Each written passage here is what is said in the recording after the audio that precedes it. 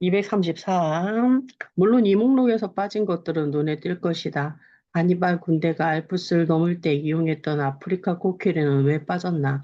오늘날까지 동남아시아에서 사육동물로 이용되는 아시아 코끼리는 그러나 내가 그 동물들을 잊어버린 것은 아니며 여기서 한 가지 중요한 구별을 해둘 필요가 있다. 코끼리는 길들이기는 했지만 되지는 못했다. 하니발의 코끼리도 현재 아시아의 사육 코끼리도 그렇다.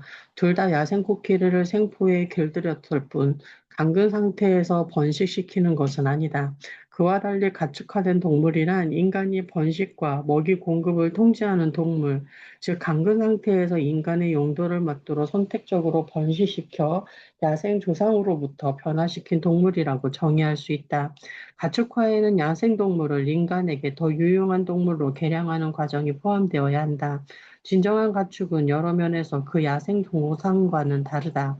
차이점은 두 가지 과정을 거쳐 만들어진다. 첫째로 동일한 종의 동물 중에는 다른 개체보다 인간에게 더 유용한 개체를 선택하는 인위 선택. 둘째로 인위적인 환경은 야생 환경과 판이함으로 자연 선택의 효력도 다르게 작용하며 이에 대해 동물들이 자동으로 나타내는 진화적 반응이 있다. 우리는 그 같은 내용이 식물의 작물화에도 적용된다는 것을 7장에서 이미 확인한 바 있다.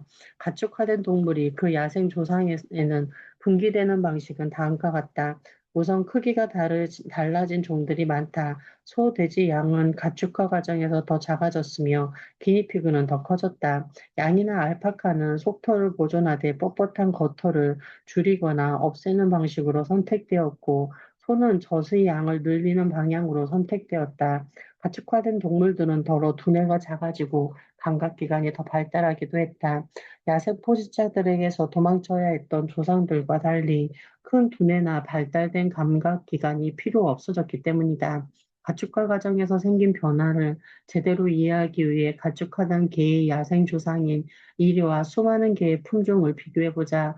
클레이드, 클레이트데인 같은 개들은 이보다, 이리보다 훨씬 크고 페키니즈 같은 개들은 훨씬 적다.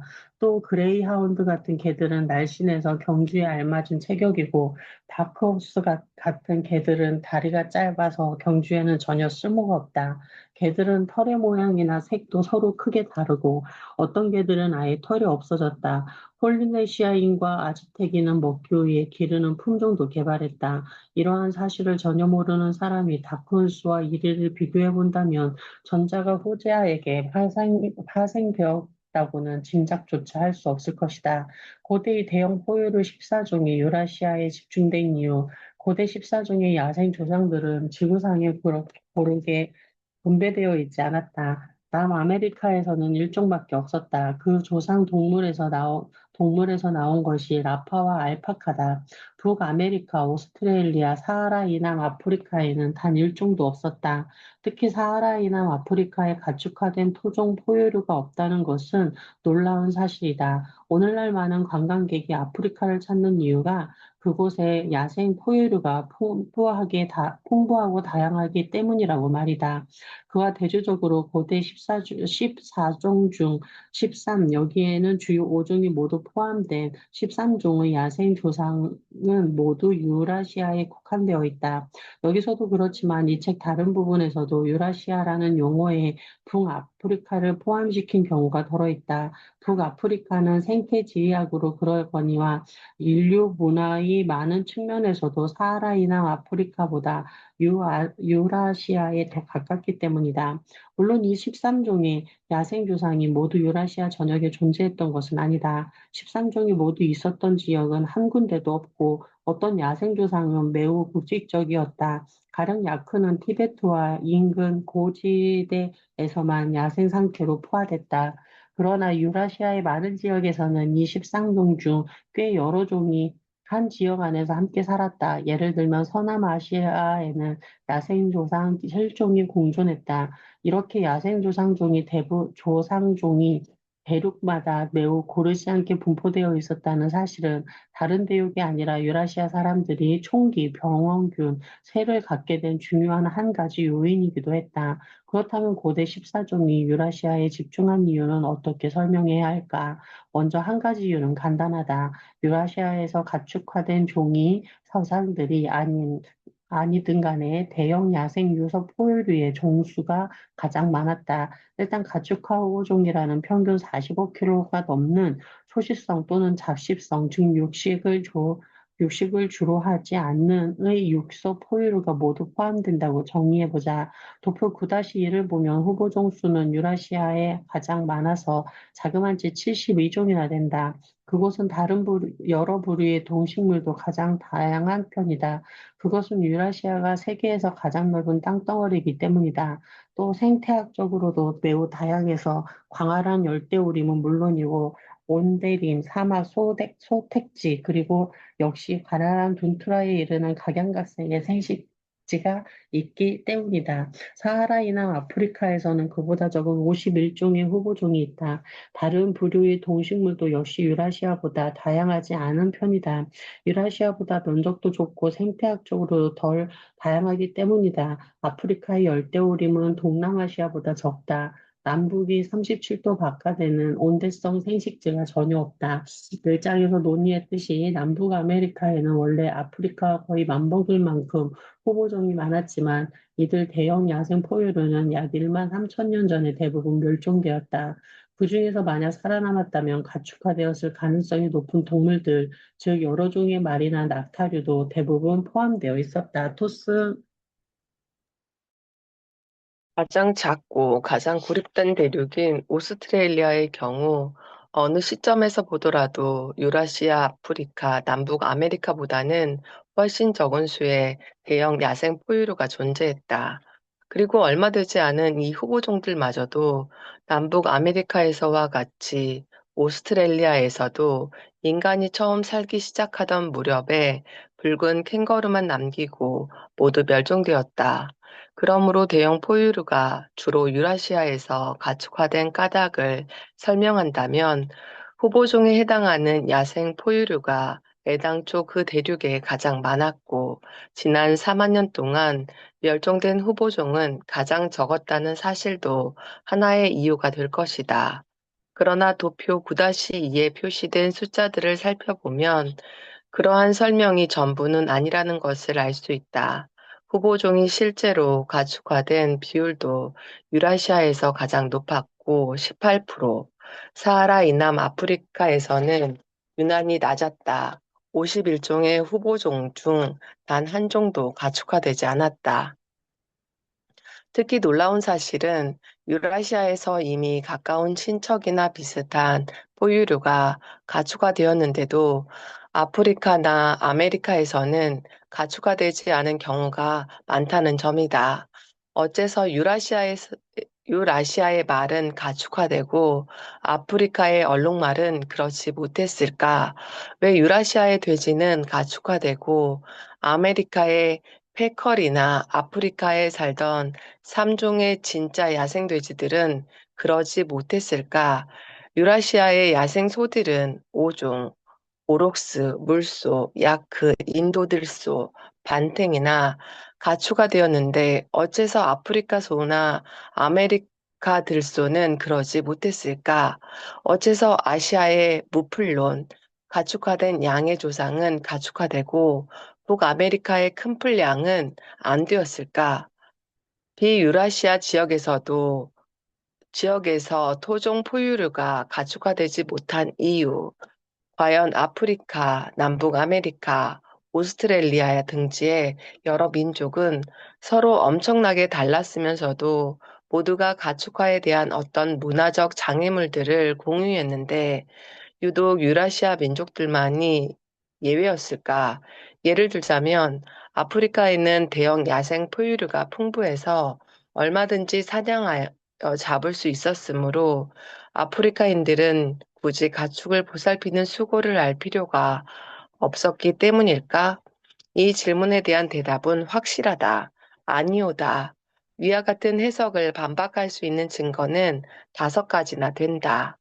비유라시아인들도 유라시아의 가축들을 신속하게 받아들였다는 점, 인간에게는 애완동물을 기르고 싶어 하는 보편적인 경향이 있다는 점, 고대 14종은 신속하게 가축화되었다는 점, 그 중에 일부는 여러 곳에서 되풀이되어 독립적으로 가축화되었다는 점, 그리고 새로운 가축을 개발하려는 현대의 노력은 제한적인 성공밖에 거두지 못했다는 점이다. 첫 번째로 유라시아에서 가축화된 주요 5종의 포유류가 사하라 이남 아프리카에 도착했을 때 조건이 허락하기만 한다면 어느 곳에서나 대부분의 아프리카 민족들이 이 가축들을 받아들였다. 그럼으로써 이들 아프리카 목축민들은 아프리카 수렵 세즈민들보다 크게 유리해져서 재빨리 그들을 교체했다. 특히 소와 양을 얻은 반투족 농경민들은 서아프리카의 고향 땅을 벗어나서 짧은 기간 동안 사하라 이남 아프리카의 나머지 대부분 지역에서 전에 살던 수렵 채지민들을 괴멸시켰다. 비록 농작물을 얻지는 못했지만 약 2000년 전 소와 양을 얻게 된 코이산족은 남아프리카의 대부분 지역에서 코이산족 수렵 채집민들을 교체했다. 가축화된 말이 서아프리카에 들어오면서 그곳의 전쟁 양상이 완전히 바뀌었고 이 지역에는 기병대에 의존하는 여러 왕국들이 들어섰다. 가축화된 말이 서아프리카 너머로 전파되지 못한 유일한 요인은 체체파리가 옮기는 각종 트리파노소마성 질병, 기생성 원충인 트리파노소마의 감염증이었다. 그러한 현상들은 전 세계에서 두루 발견되었다. 가축화대, 가축화에 적합한 토종 야생 포유류를 갖지 못한 민족들이 유라시아산 가축들을 얻게 될 때마다 똑같은 일이 벌어진 것이다. 아메리카 원주민들은 남북 아메리카 양쪽에서 유럽의 말을 기꺼이 받아들였는데 그것은 유럽인들의 정착촌에서 말이 몇 마리 도망치고 난 후 한 세대가 지나기 전에 일어난 일이었다. 예를 들자면 19세기에 북아메리카의 대평원 인디언들은 이미 능숙한 기마 전사이자 들소 사냥꾼으로 유명했지만 그들이 처음으로 말을 갖게 된 것은 17세기 말엽이었다. 스페인인들에게서 얻은 양도 마찬가지로 나바호족 인디언 사회를 완전히 바꿔놓았다. 그 중에서도 아름다운 양털 담요는 나바호족의 명성을 널리 알렸다. 유럽인들이 개를 데리고 태즈메니아에 정착할 때까지 태즈메니아 원주민들은 개를 본 적도 없었다. 그로부터 채 10년이 지나기 전에 원주민들은 대량으로 개를 번식시켜 사냥에 이용하기 시작했다. 그러므로 오스트레일리아, 남북 아메리카, 아프리카 등지에서 각양각색의 문화를 가지고 살아가던 수천의 민족들 사이에 동물의 가축화를 가로막는 보편적인 문화적 금기 따위는 존재하지 않았다. 만약 오스트레일리아, 아메리카, 아프리카에 가축화할 만한 야생 포유류가 있었다면 각 지역의 일부 민족들은 틀림없이 그 동물을 가축화하여 크나큰 이점을 얻었을 것이다. 유라시아로부터 가축이 들어올 때마다 즉각 받아들였듯이 말이다. 사하라 이남 아프리카에서 야생 얼룩말과 들소들이 많은 지역에 살고 있던 여러 민족을 한번 생각해 보자. 어째서 아프리카의 수렵 채집민들 중에서 최소한 어느 한 부족이라도 그곳의 얼룩말이나 들소를 가축화하여 다른 아프리카인들을 지배하지 못했을까? 그랬다면 유라시아의 말이나 소가 들어올 때까지 기다릴 필요도 없었을 텐데 말이다. 이러한 사실을 보더라도 유라시아 이외의 지역에서 토종 포유류가 가축화되지 못한 것은 사람 때문이 아니라 각 지역의 야생 포유류 때문이었음을 알 수 있다. 토스. 모든 야생동물은 한 번쯤 가축이 될 기회가 있었다. 그러한 판단을 내리게 만드는 두 번째 증거는 애완동물이다. 야생동물을 애완용으로 기르고 길들이는 일은 곧 가축화의 초기 단계에 해당한다. 그러나 조사에 따르면 애완동물은 모든 대륙의 전통적인 인간 사회에 거의 빠짐없이 존재했다. 그렇게 길들여진 야생 동물들은 가축화된 동물들보다 훨씬 다양하여 그 중에는 우리가 애완동물이라고 상상조차 하기 어려운 종들도 많다. 예를 들자면 뉴기니의 여러 마을에서 일할 때 나는 애완용 캥거루, 주머니 쥐, 그리고 딱새에서 물수리에 이르는 여러 가지 새들을 기르는 사람들을 자주 보았다. 이렇게 사로잡힌 동물들은 결국 잡아먹히는 경우가 대부분이지만 일부는 그냥 애완용이다. 유기니인들은 심지어 야생 하식조, 타조를 닮은 날지 못하는 큰 새의 새끼를 잡아서 기르다가 별식으로 잡아먹는 일도 일상적으로 한다. 다 자란 화식조는 지극히 위험해서 종종 마을 사람들의 배를 찢어 놓는데도 말이다. 독수리는 가끔 조련사를 죽이는 것으로도 유명하다. 일부 아시아 민족들은 이 무서운 애완동물을 길들여 사냥에 이용한다. 고대 이집트인이나 아시리아인이 그랬듯이 현대 인도인도 길들인 치타를 사냥에 이용한다. 고대 이집트인들의 그림을 보면 놀라운 일은 아니지만 가젤이나 큰 영양 따위의 말굽있는 포유류도 길들였고 두루미 같은 조류, 더 놀라운 것은 기린 그리고 경악스럽게도 하이에나까지 길들였다.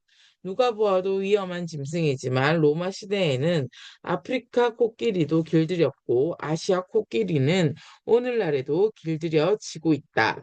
가장 터무니없는 애완동물을 찾는다면 아마 유럽산 불곰, 미국의 회색곰과 같은 종일 텐데 일본의 아이누족은 일상적으로 그 새끼를 잡아서 길들이며 기르다가 의식을 행하면서 잡아먹는다.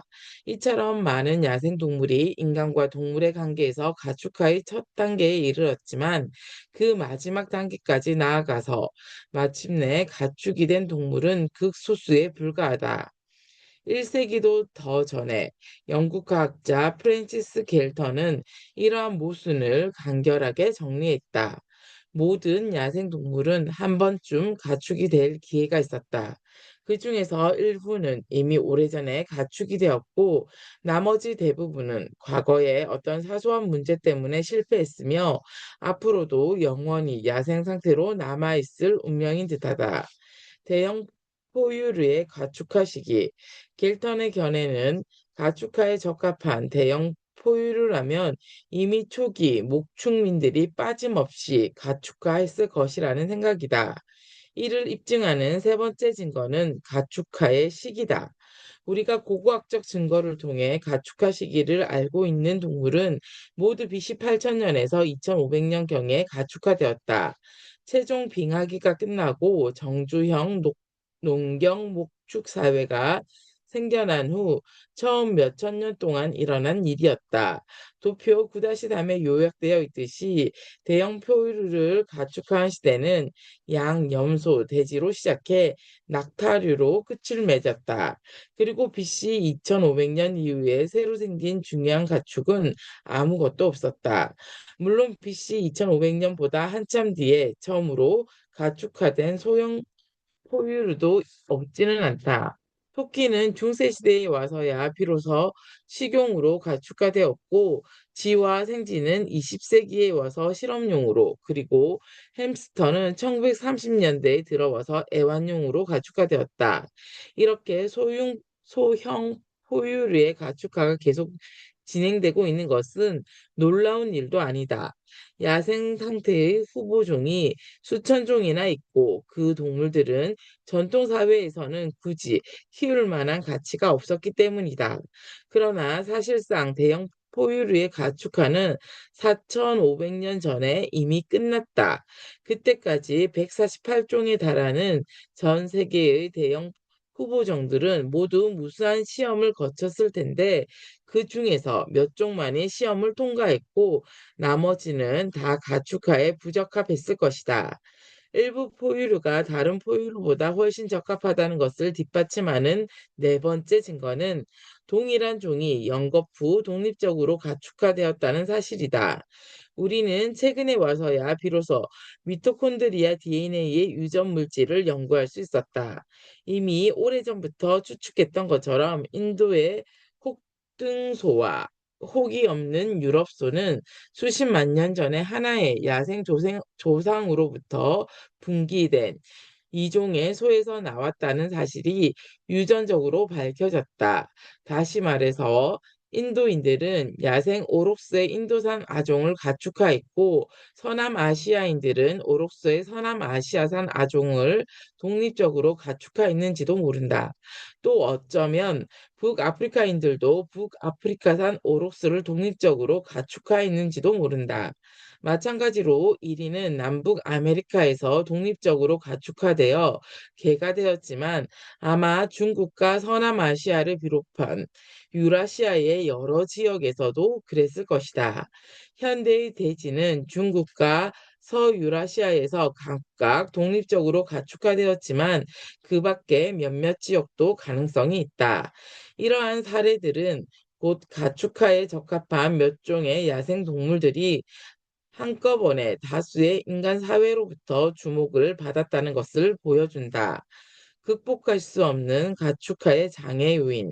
마지막으로 현대의 노력이 실패를 거듭하고 있다는 사실도 남아있는 수많은 야생 후보종들을 가축화하지 못했던 과거의 실패가 고대인들의 단점 때문이 아니라 그 후보종들의 단점 때문이었음을 입증하는 또 하나의 증거다. 오늘날의 유럽인들은 동물을 가축화하는 데 지구상에서 가장 오래된 전통을 가지고 있다. 지금으로부터 약 1만 년 전 서남아시아에서 처음으로 가축화가 시작되었기 때문이다. 15세기부터 그러한 유럽인들이 전 세계로 퍼져나갔고 그들은 유럽에서 볼 수 없는 야생 포유류를 많이 발견했다. 나는 유기니에서도 애완용 캥거루나 주머니쥐를 기르는 유럽인들을 가끔 만났다. 그렇게 유럽인 정착민들도 토착민들과 똑같이 각 지역에 수많은 토종 포유류를 길들이거나 애완동물로 삼았다. 더구나 유럽에서 다른 대륙으로 이주한 목축민이나 농경민들은 그 지역의 토종 동식물을 가축화, 작물화하기 위해 본격적인 노력을 기울였다. 토스. 19세기와 20세기에 와서 적어도 6종의 대형 포유류, 일, 일런드 영양, 엘크, 북유럽 아시아산이며 현존 사슴 중 가장 크다. 맑고 손바닥 사슴, 사양소, 얼룩말, 아메리카 들소는 그것들을 가축화하기 위해 현대 과학으로 무장한 동물 품종 개량자와 유전학자가 총동원되어 각별히 조직적인 사업을 펼치기도 했다. 아프리카에서 가장 큰 영향인 일런드 영향의 경우 우크라이나의 아스카니아노바 동물원을 비롯하여 영국, 케냐, 짐바브웨, 남아프리카 공화국 등지에서도 고기의 질을 향상시키고 저제 양을 늘리는 방향으로 선택 과정이 진행되어 왔다. 스코틀랜드 에버딘의 노웨트 연구소는 실험 목장에서 엘크, 영국식으로 붉은 사슴들을 키운다. 그리고 러시아의 페체리 일리치 국립공원에서는 맑고 손바닥 사슴을 사육하는 실험 목장을 운영하고 있다. 그러나 이 같은 현대의 노력들은 매우 제한적인 성공을 거뒀을 뿐이다. 물론 미국의 슈퍼마켓에서는 가끔 들소고기가 등장할 때도 있고 스웨덴이나 러시아에서는 맑고 손바닥 사슴을 타고 다니거나 젖을 짜거나 썰매를 끌게 하는 일도 없지는 않지만 그러한 온갖 노력에도 많은 목장주가 관심을 둘 만큼 그 동물의 경제적 가치가 올라가지는 않았다. 특히 놀라운 것은 최근 아프리카에서 일런드 영양을 가축화하려고 했던 몇 차례의 시도마저도 인기를 끌지 못했다는 점이다. 일런드 영양은 이미 아프리카의 질병에 대한 저항력과 기후에 대한 내성이 있으므로 아프리카의 풍토병에 잘 걸리는 유럽산 야생동물보다 훨씬 유리할 텐데도 말이다. 아무튼 수천 년 동안 후보종들을 접할 수 있었던 토착 목축민도 현대의 유전학자들도 최소한 4,500년 전 이미 가축화된 고대 14종 외에 다른 대형 포유류를 유용한 가축으로 만드는 일이 성공하지 못했다. 그러나 오늘날의 과학자들이 정말 원하기만 한다면 틀림없이 가축화의 정의에서 번식과 먹이 공급 통제라는 부분을 많은 동물로부터 충족할 수 있을 것이다. 예를 들면 샌디에이고와 로스앤젤레스의 동물원들은 마지막으로 살아남은 캘리포니아산 곤드르들에 대해 그 어느 가축화된 종보다 더욱 엄격하게 번식을 통제하고 있다. 각각의 곤드르는 모든 유전적으로 분석되었고 인간의 목적, 이 경우에는 유전적 다양성을 극대화시켜 멸종 위기에 처한 이 새를 보존하는 것을 달성하기 위해서 어떤 수컷을 어떤 암컷과 짝짓기 해야 할 것인지 컴퓨터 프로그래밍 결정한다. 동물원들은 그 밖에 고릴라나 코뿔소 등 멸종위기에 처한 많은 종에 대해 그와 유사한 번식 계획을 실행하고 있다. 그러나 여러 동물원에서 캘리포니아산 콘도르를, 콘도르들을 이렇듯 엄밀하게 선택하고 있는데도 경제적으로 유용한 결과가 나올 전망은 전혀 없다.